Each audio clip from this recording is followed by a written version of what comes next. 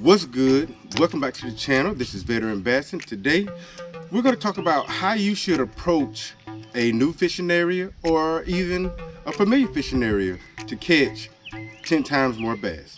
Let's get to it.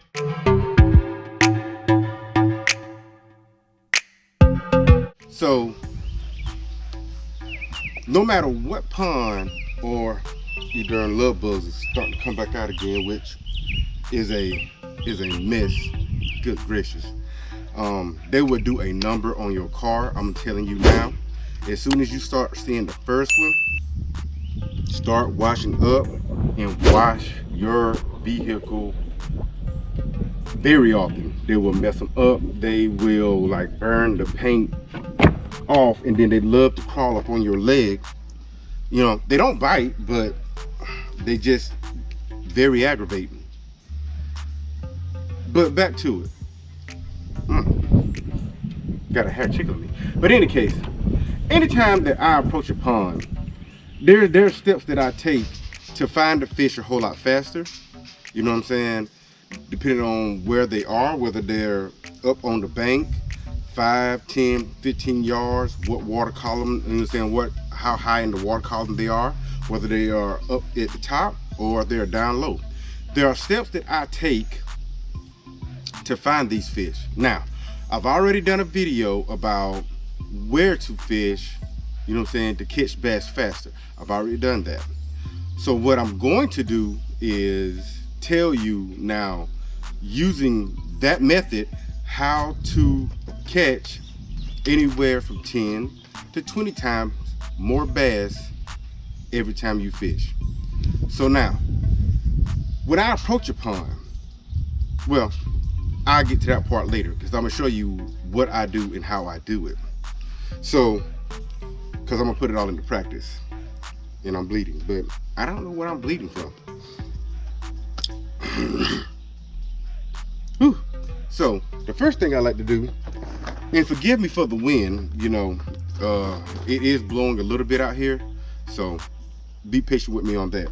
So, anytime, depending on the time of day that I go fishing, if it's early in the morning, I always start with a top water bite.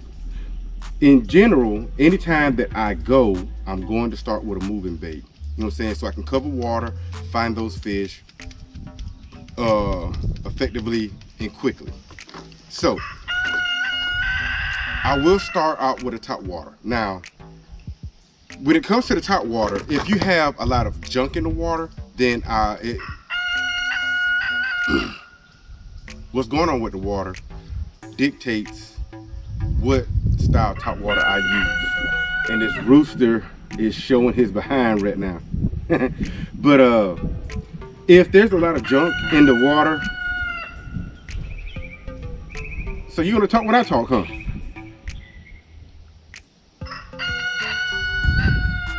No, I don't need that. But in any case, depending on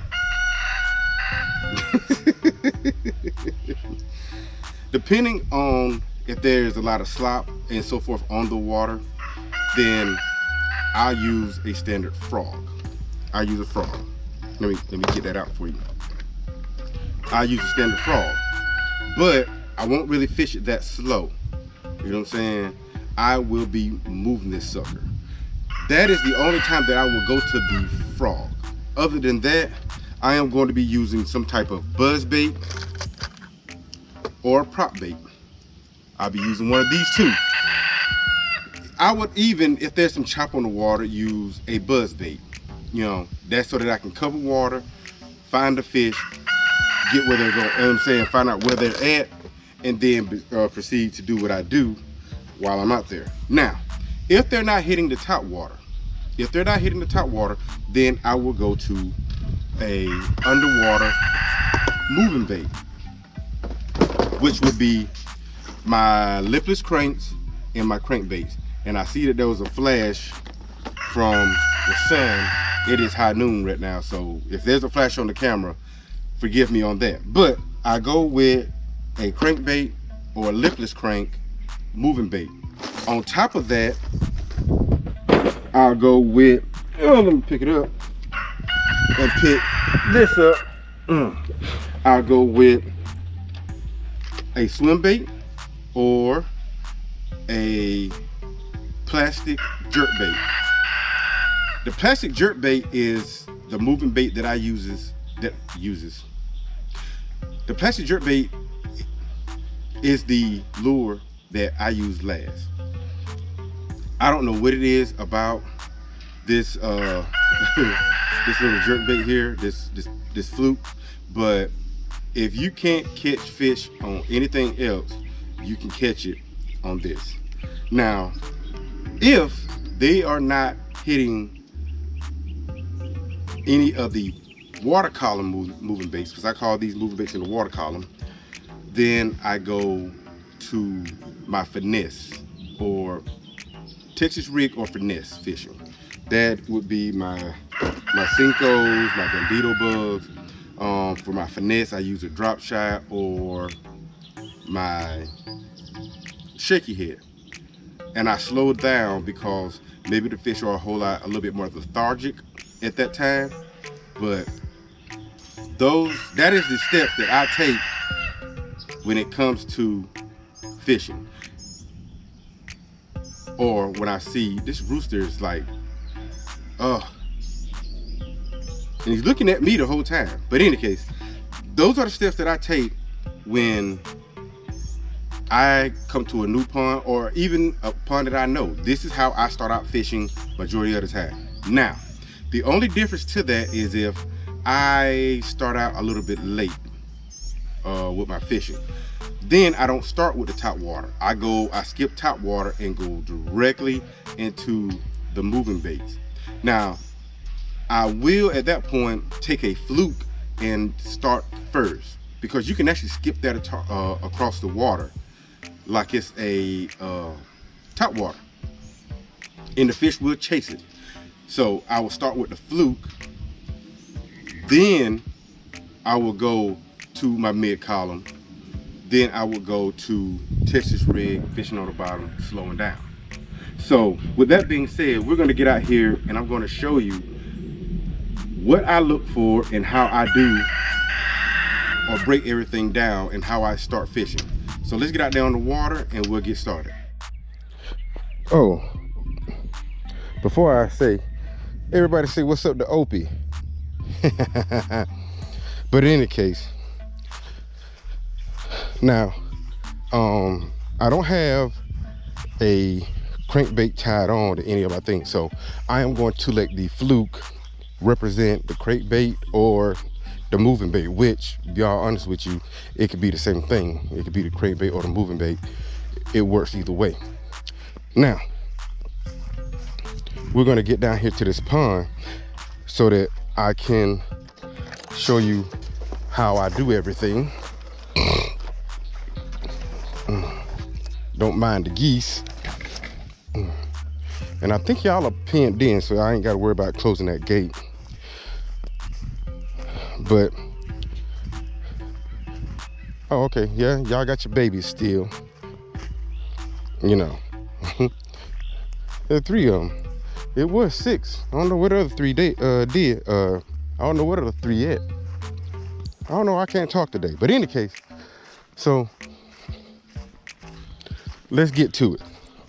Step number one, especially this time of the year, you want to start at the dam. You want to start at the dam, and the reason of being is that the dam has access to deep water. So, you know, if bad weather comes about or whatnot, let me grab it.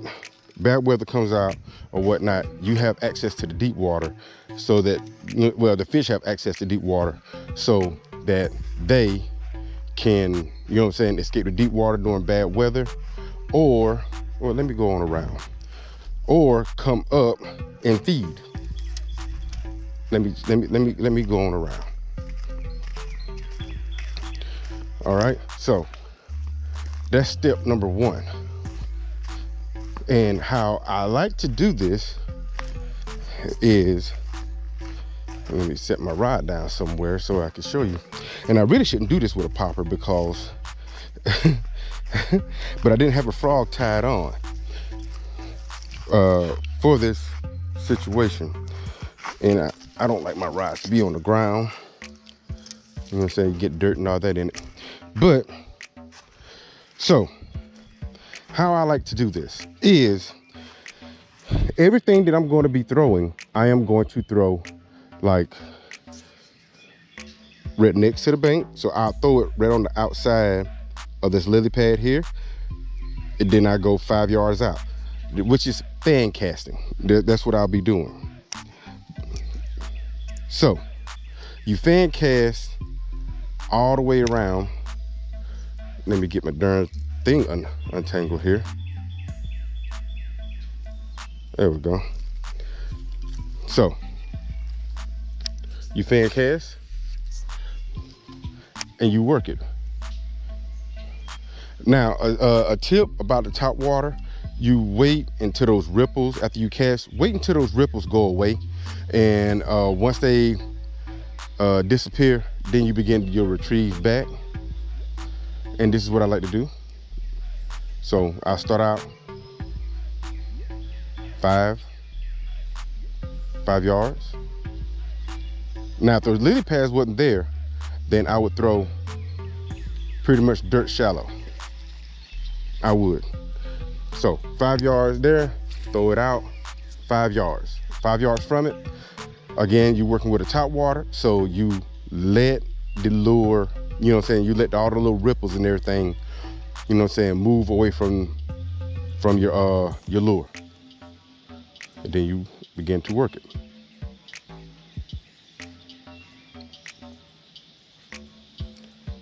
Right?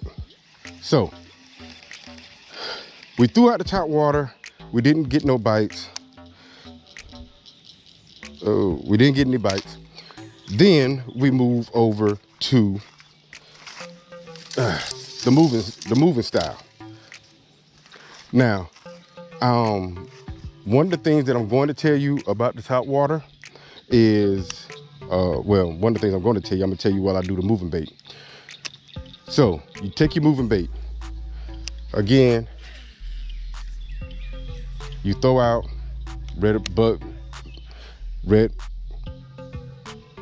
you throw it out from the bank about 5 yards. Now again, if the lily pads wasn't here, you would throw it pretty much right up on the bank. And you work it back. You can work it in the middle, like I'm doing right now, in the middle of the column. Or go out 5 yards. You can take it and you can work it back like it's top water. Now, from the point that I cast it, either way, you want to move at about 70% of the way. So I'm gonna cast this way, which is pretty much the whole bank, but you wanna move about 70% of the way of where you cast it. So once you've done with your cast, let me get rods. Well, I'm not gonna need the top water. I'll leave the top water there. Oh, dadgummit. That's a $200 rod. So once I do that, then I would move at about 70% of the cast, which would be about here, since this is the end of the dam from where I was standing. And you would repeat the process, but this time you will start from the where you were before, because now you're coming in from a different angle. Sometimes it takes a change of angle to get the fish to bite. You want to start from that way and come back. That's step number 2, fan cast. Step number 3 is move about 70% your casting distance and then start the process all over again. Each time. So I'm not gonna do that since you already know.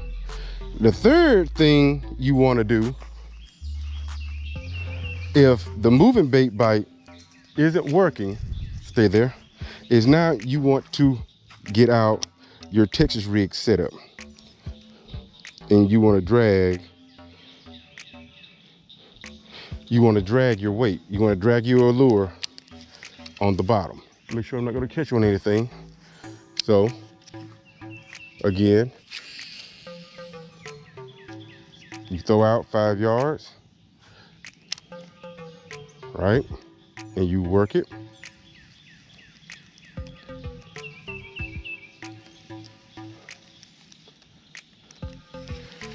Then you take and you fan cast it out.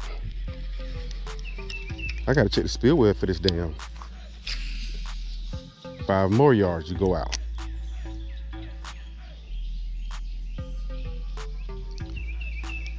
And you check it, you work it back in.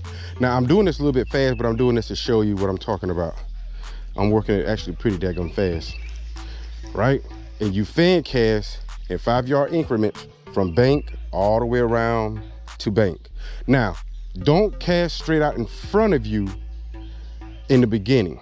What you want to do is you want to cast 5 yards from on this bank. Like you want to cast this bank, then 5 yards. Turn around, cast this bank, 5 yards, go up 5 that way, and you alternate until you get to the 12 o'clock position. Now, the last rule of thumb for catching more bass is fish where nobody else is going. Now, I can't do this right now, considering the fact of, well, for everybody who's been following the channel know I have back issues and I can't creep and crawl through the woods right now and so forth so on without messing up my back. But if you look from this area all the way around to, hold on, let me show you.